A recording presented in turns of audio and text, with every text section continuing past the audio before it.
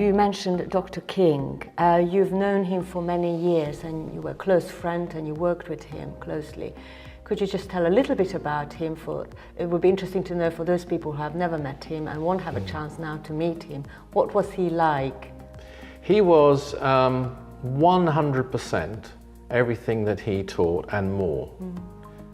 He absolutely set the pattern. He lived the life, he lived the path. He served for 24 hours a day. He had, one of his characteristics was a tremendous sense of humor, which I think was essential because he had a life of suffering, a yoke of suffering. He took upon himself karma.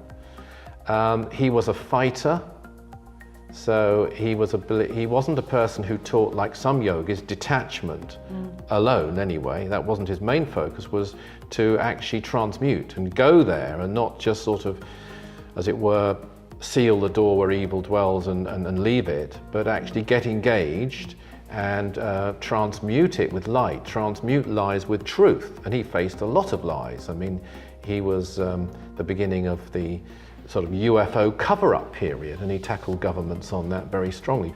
Another key factor with him was his tremendous love for the Mother Earth. And he was, as a child, I have the privilege of working on his biography at the moment, and even as a child he appreciated the divinity, the sanctity of the planet upon which we live.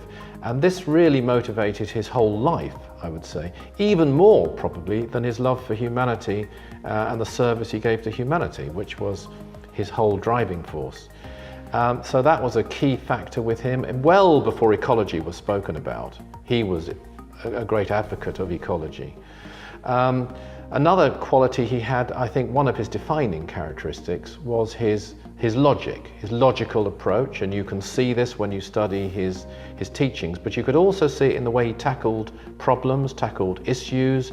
He would probably call it common sense, a lot of it. It wasn't necessarily sort of academic in that sense or intellectual in that sense, although he had the finest intellect I've ever come across anywhere.